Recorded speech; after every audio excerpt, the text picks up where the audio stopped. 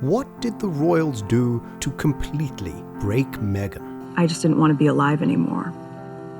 And that was a very clear and real and frightening, constant thought.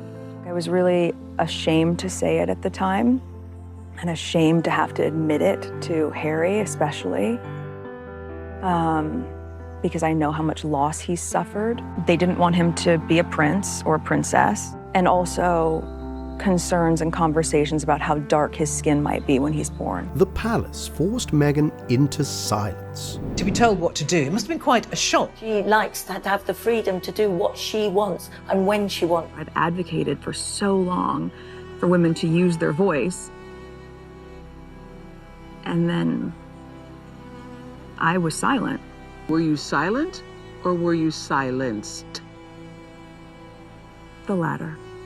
The royal family pushed her away in her darkest time. And not only was I not being protected, but they weren't willing to tell the truth to protect me and my husband. I didn't know who to even turn to in that. These are the thoughts that I'm having in the middle of the night that are very clear. Clarification. And I'm scared because this is very real. Can there ever be peace again between William and Harry? The relationship is space at the moment. And, you know, time heals all things, hopefully. My father and my brother, they are trapped. They don't get to leave. And I have huge compassion for that. We finally know some secrets from behind the palace door. Harry and Meghan had to divorce themselves from the royal family in order to continue their relationship. No one could imagine Meghan wanted to end everything. I was really ashamed to say it at the time, and ashamed to have to admit it to Harry especially, because I know how much loss he's suffered. But I knew that if I didn't say it, that I would do it. And I just didn't want to be alive anymore. I thought it would have solved everything for everyone, right? Worst of all, according to her, the royal family refused to help her. I went to the institution and I said that I needed to go somewhere to get help. I said that I've never felt this way before and I need to go somewhere. And I was told that I couldn't, that it wouldn't be good for the institution. Even the palace's human resources turned her away. They said, my heart goes out to you because I see how bad it is, but there's nothing we can do to protect you because you're not a paid employee of the institution. Meghan remarked on baby Archie's unfair treatment. They were saying they didn't want him to be a prince or a princess, not knowing what the gender would be, which would be different from protocol, and that he wasn't going to receive security. More shocking, even his heritage was questioned. So we have in tandem the conversation of he won't be given security, he's not going to be given a title, and also concerns and conversations about how dark his skin might be when he's born.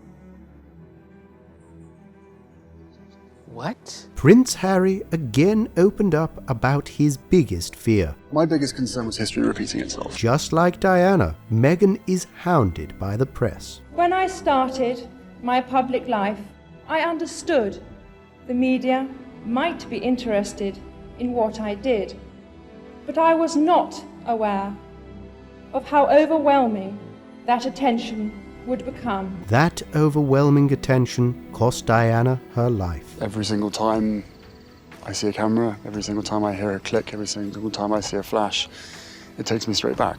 Everything that I do reminds me of her. Harry will do anything to avoid repeating the heartbreaking history. Because I can't begin to imagine what it must have been like for her going through this process by herself all those years ago, because it has been unbelievably tough for the two of us, but at least we had each other. And just like Diana, Meghan had no royal protection. I came to understand that not only was I not being protected, but that they were willing to lie to protect other members of the family, but they weren't willing to tell the truth to protect me and my husband. Harry himself had always been a target of the media. What do you think the public perception of Harry is? I don't know, it fluctuates. It depends on what the media want to write, I suppose. But they're two very different things, what the public think and what the media think. But how would Diana have felt about this royal rift? I think she would feel very angry with how this has panned out and very sad. But ultimately, all she'd ever want is for us to be happy. There is another possible great heartache. The sad and harsh reality of this scenario is that by abdicating from the royal family completely, that the Queen and Prince Philip may actually never see the second child. And one can only think how devastating and broken the Queen must feel about that. But at least couple did have some good news. You can tell her. No, go for it. No. It's a girl. That's right, Archie is getting a baby sister. Are these revelations fair to the royal family? Or do you think Meg and Harry should have stayed quiet?